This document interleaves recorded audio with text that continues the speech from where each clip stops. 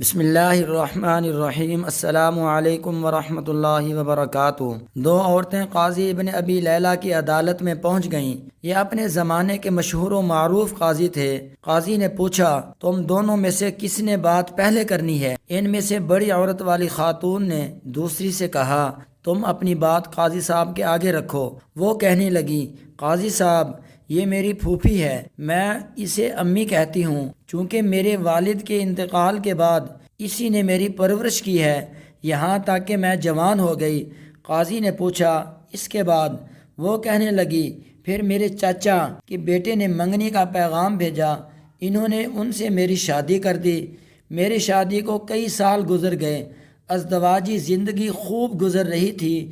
ایک دن میری یہ پھوپھی میرے گھر آئی اور میرے شوہر کو اپنی بیٹی سے دوسری شادی کی آفر کی، ساتھ یہ شرط رکھ دی کہ پہلی بیوی یعنی میرا معاملہ پھوپھی کے ہاتھ میں سونپ دے۔ میرے شوہر نے کنواری دوشیزہ سے شادی کے چکر میں شرط مان لی۔ میرے شوہر کی دوسری شادی ہوئی۔ شادی کی رات کو میری پھوپھی میرے پاس آئی اور مجھ سے کہا، تمہارے شوہر کے ساتھ میں نے اپنی بیٹی بیاہ دی ہے، تمہارے شوہر نے تمہارا معاملہ میرے ہاتھ میں سونپ دیا ہے، میں تجھے تیرے شوہر کی وکالت کرتے ہوئے طلاق دیتی ہوں۔ جج صاحب، میرے طلاق ہو گئی۔ کچھ عرصے بعد میری پھوپھی کا شوہر سفر سے تھکے ہارے پہنچ گیا۔ وہ ایک شاعر اور حسن پرست انسان تھے۔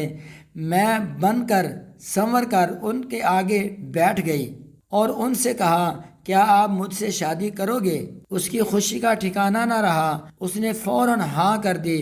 میں نے ان کے سامنے شرط رکھ لی کہ آپ کی پہلی بیوی یعنی میری پھوپھی کا معاملہ میرے ہاتھ سونپ دیں۔ اس نے ایسا ہی کیا۔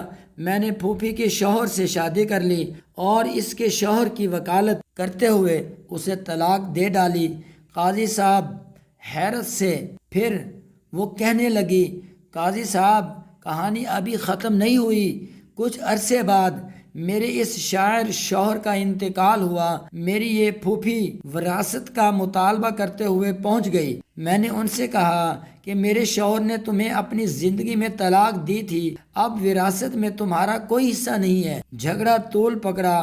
اس دوران میری عدت بھی گزر گئی۔ ایک دن میری یہ پھوپھی اپنی بیٹی اور داماد دونوں کے ساتھ میرے صاحب کا شوہر کو لے کر میرے گھر آئی اور وراثت کے جھگڑے میں میرے اسی سابق شوہر کو ثالث بنایا۔ اس نے مجھے کئی سالوں بعد دیکھا تھا۔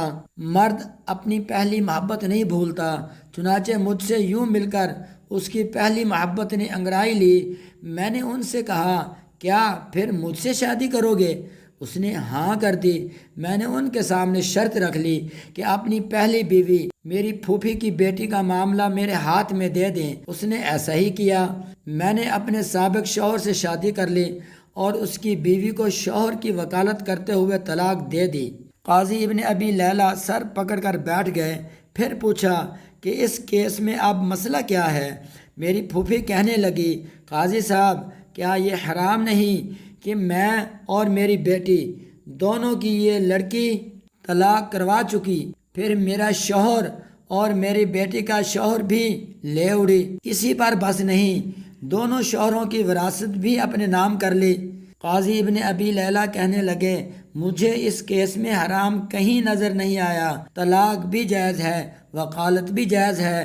طلاق کے بعد بیوی صاحب کا شوہر کے پاس دوبارہ جا سکتی ہے، بشرط یہ کہ درمیان میں کسی اور سے اس کی شادی ہو کر طلاق یا شوہر فوت ہوا ہو۔ تمہاری کہانی میں بھی ایسا ہی ہوا۔ اس کے بعد قاضی نے خلیفہ منصور کو یہ واقعہ سنایا۔ خلیفہ منصور ہنس ہنس کر لوٹ پوٹ ہو گئے اور کہا، جو کوئی اپنے بھائی کے لیے گڑھا کھودے گا خود اس گڑھے میں گرے گا۔ یہ بڑھیا تو گڑھے کی بجائے گہرے سمندر میں گر گئی۔